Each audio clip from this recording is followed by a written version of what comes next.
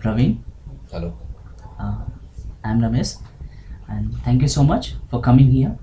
It's nice to meet you, and thanks for taking your time out of your busy schedule for this interview. As I mentioned before setting up this interview,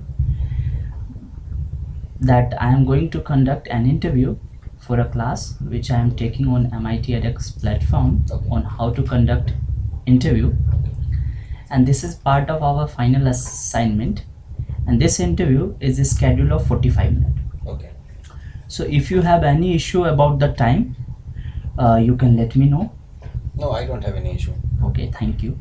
And it's a voluntary process, so you can opt out from this anytime. And the purpose of this interview is to submit it on MIT edX platform in order to be graded and feedbacked.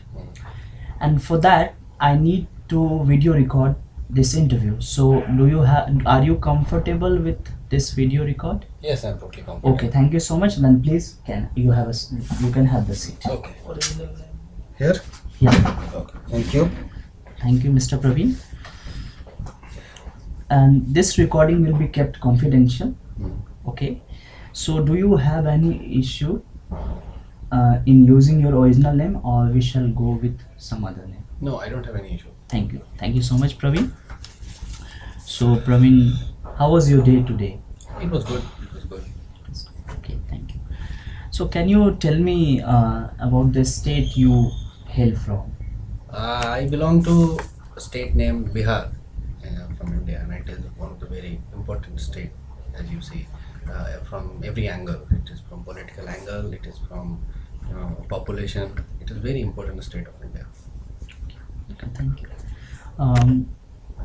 Can you tell us Bihar is known for any particular thing? Well, Bihar is known for its history. Okay, it is associated with the name of Chanakya, Ashoka, Chandragupta Maurya. Even Lord Buddha, it has been said that he gained his enlightenment in Bihar, and Nalanda University was one of the oldest university in the world, which is situated in Bihar, one of the district of Bihar, Nalanda. Nalanda University is there. Yeah. Okay, thank you so much. Now, can you tell us about the place you took birth? Okay, I took birth in Muzaffarpur. It's a district in Bihar, and it is quite famous for a fruit named lychee. Oh, thank you so much. So it's famous for lychee. Yes, lychee. Lychee, what kind of fruit it is? Okay, it look like strawberry. It's normally red in color, and Muzaffarpur is famous for a special type of lychee. The name is Shahi lychee. Shahi means royal. So Muzaffarpur is famous for that. Thank you, Praveen. Now, can you describe us what kind of place it was, Muzaffarpur? From which angle? I mean, what type of? What was the setup of the place? Well, it's both a mix of urban as well as rural area. It has towns developing nowadays, but when I was a child, it was much like a rural place. Okay. So now it has transformed. And it's not totally transformed, but it is on its way to becoming an urban city. But still, the place I took birth in Muzaffarpur, it is still a rural area. Thank you. It's a rural area. Now, can you tell us how was the people's interaction at that place? People's interaction. People were normally, belong to, we shared not a single culture. Okay, we don't have different cultures as it is. We celebrate, religiously. Where I was born, we had only one religious type of people. So the festival that we celebrated was a similar type. What my family used to celebrate, their family used to celebrate, and. There were some caste issues, to be really honest. There were this caste of people living at this place, this caste of people living at this place. But people were very. You talked about same culture and religion. Can you throw a bit of light on that? Like in Bihar, mostly I think there are two type of religions. People live, Hindus and Muslims. So the place where I used to belong had Hindu religions, and it's not like that. That if there were some places in Muzaffarpur which had both type of people living there, but I was saying that my place had only one type of religious people. Uh, so this was it. Okay. You just talked about caste issue. Hmm. Can you? Caste issue as such as like place where I belong didn't have society like every caste was living up together. That is why I said it had a caste issue. Like our area had one or two type of castes. Okay, some other areas have other type of castes. But when we went to a school, everyone came to the same school. But living neighborhood was normally one caste. The place where I belong. Okay. Now, can you tell us about the kids at that place when you were a child? The kids, what should I tell about them? What was the population of kids around? Roughly, you can tell. Every house had some kids. Okay, every house had some kids. Like some were seniors than me, some were younger than me. But we went to school. Everyone was getting ready for education. Okay, because what I remember when I was a child, uh, the people who were younger than us didn't had that opportunity to get education. So our area had a sort of competition. So all kids, okay, we had a competition in every areas like education, like sports. We used to play cricket, right, with our friends and all. So I would say it was a competitive nature for kids when I was a child. Yeah. And as you said, it was a competitive nature among the child. How was the interaction among the child? It was good. We do not. We always had some talks about world. I remember when I was a child, the only source of information was one news channel, that was DD News in India, and there was not privatization as it is now, and some newspapers used to come. So we always had discussed these things, what we read. So this is how we get competition with each other, that who knows how much, right? Who knows that about general knowledge for general sciences. We used to compete against each other on knowing about Bollywood actor, who knows this, who had watched this movie. But you see, information was limited to us, but in those limited informations we used to compete with each other. So you were discussing, you were learning. How can you tell us a bit about the sports that you as a kid played? We played both indoor as well as outdoor games, right? In outdoor games we used to play cricket mostly. That is very much popular in India, as you know. And we used to play kabaddi. That's also a game. And in badminton was also a very popular game in our childhood. And some of the indoor games we used to play was, there is a game called business. You know this game. I've heard. Yeah, you have heard about it. Okay, so business. There was some Ludo, chess. So we used to play this sort of games. Carom board. Okay, so all these games we used to play. Oh, thank you so much. So it seems like it was a very friendly setup. Yeah. Where you That was. had learning and the sports at the same time.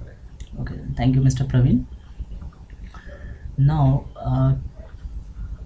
now when you look back, can you tell us what is your general overview of this place?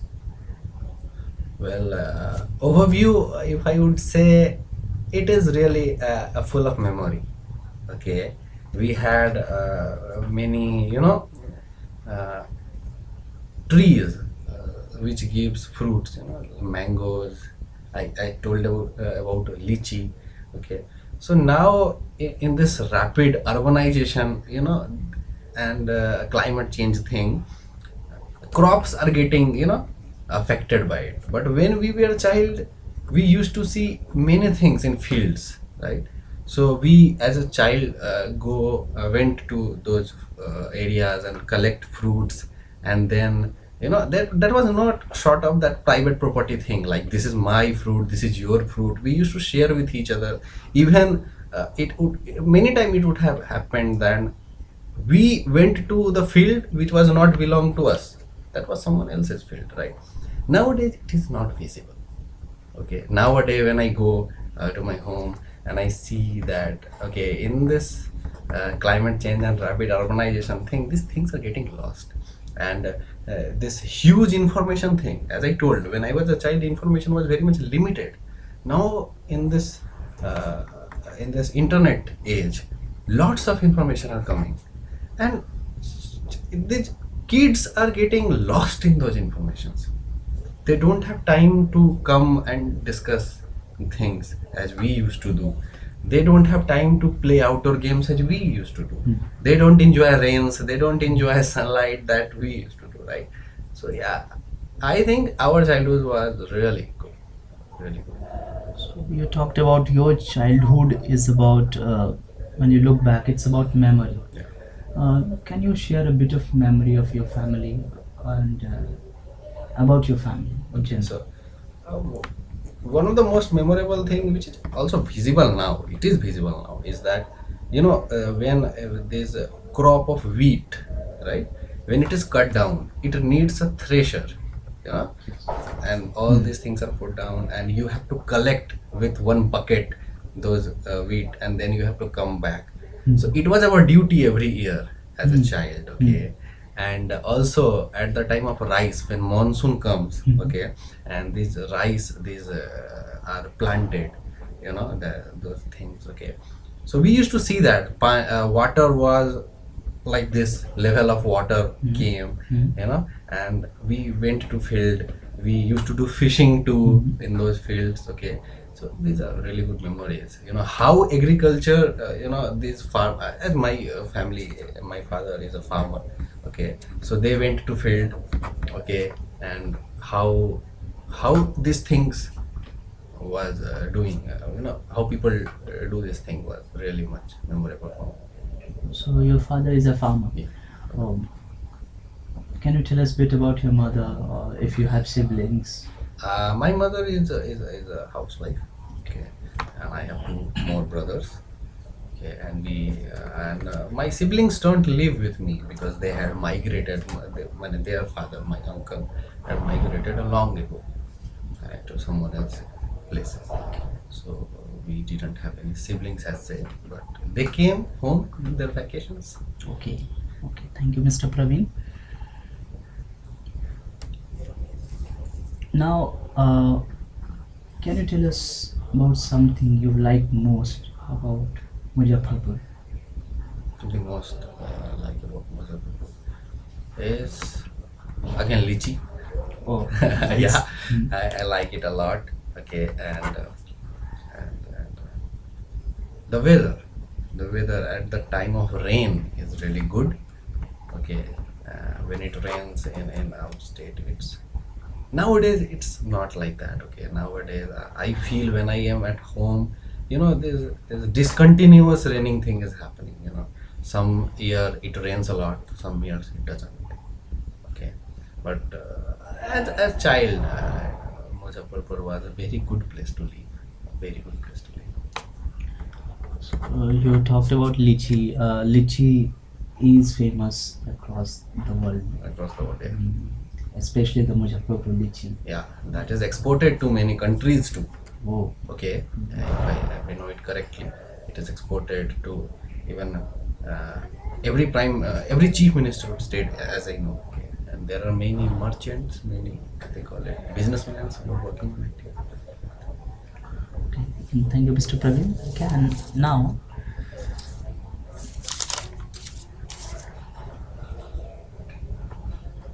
now in your childhood, can you tell us? Did you ever feel threat or fear of any kind? Fear of what? Ghosts? I don't know if you have any fear short if you want to share that with us? Fear of, I would say, Or threat? threat means any man or woman giving threat. No, I didn't understand. But when I remember that we feared towns and cities. Okay, because cities was very densely populated. We went because we were in a village, and our life was different from urban life. Okay, so we used to fear that thing, that if we go to a city, we would be lost. You know, in a village you can't be lost. In a huge village area, even to your nearby village, if you go and you just tell your father's name or maybe your grandfather's name, they will remember. Okay, he belongs to this place, or maybe you will tell about something. But in a city, you get lost. So I would say yes, we feared about it, right? Feared a lot. Very nicely put it. Obviously, the community participation as well is very intense. Okay, now when you look back, how do you think that place has shaped your growing up? Okay, then I have to compare myself with someone else. So do you want to do that? Yeah, you can. Okay, so when I compare myself, our upbringing was really different. You see, because we haven't taught many things. Respecting is a very good example. How to respect people, right? How to talk to women, how to talk to girls.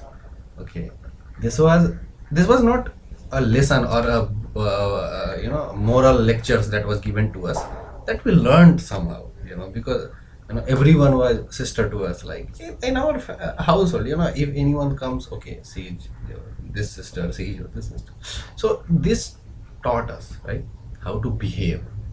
Okay, we didn't have to learn it from internet and saw YouTube videos for that how to behave. Okay, we learned it from our neighborhood or whatever people were there. Okay, we learned that urban life is really different. Okay, rural life is not urban life is good for vacations for us. We miss it, right? We miss it. Everyone who belongs to a rural area miss this thing. Okay, so I would say, to replying to your question, that how it shaped us. It shaped us to be a good man, or good person, good human being in our life. Thank you so much. Now, mm, can you tell us about qualities that you imbibed from that place, which shaped the person who you are today? Qualities, as I was telling you this, that respecting people, talking to women, talking to girls, and how to deal with conflicts. When you live in like I belong to that place, we always had conflict, maybe between two families, two house, two elders, two child, or maybe in the family. So we learned it, how to resolve those conflicts. It was never that you should kill this person if you have some bad intention about it. Of course, it happens when you live, in a group, in a society. You may have some conflict with each other, right? Okay, but how to resolve them very easily, very simply, is a very tough task to do. Okay, so this quality have came in me, I think, from my village. Okay, and how to organize things, like in Holi. There is a festival of ours in India, very popular, Holi. Yes. Or Diwali, okay, whatever. But in Holi, we used to have some functions which was organized by us. Okay, or whatever, a puja or something, worshipping God. Okay, or someone's marriage. So they used to have some functions in the village. Now we were taught this thing, how to organize this thing. Okay, so we didn't invited people from outside to work for. Even if there is a marriage in a village, we used to go not just to eat. We just go to help them. So we learned it, how how to organize things. So right now also I think when I compare myself to others, that organizing things we had just learned it. Okay, we didn't had to get a lecture series from someone else to how to organize things. Right, we did that. It's really nice. Actually, you talked about some functions during Holi. Can you throw a bit light on that? Okay, after 10-15 days there is Holi, right? Yeah, So, it's coming. okay, it's coming. So we used to have this voluntary contribution every year, okay, from every house to buy dholak instruments, Indian classical Yeah, yeah. instruments. And one year they bought, next year they would repair it, whatever it is gone, wear and tear, or depreciation thing. So one year they bought, and then if after 3 or 4 year it is not working properly, they would buy it again. So functions would be like in night, everyone used to sing. We would sit, okay, and we would sing a lot, okay, whatever songs we remember. So in Holi, this type of function used to happen.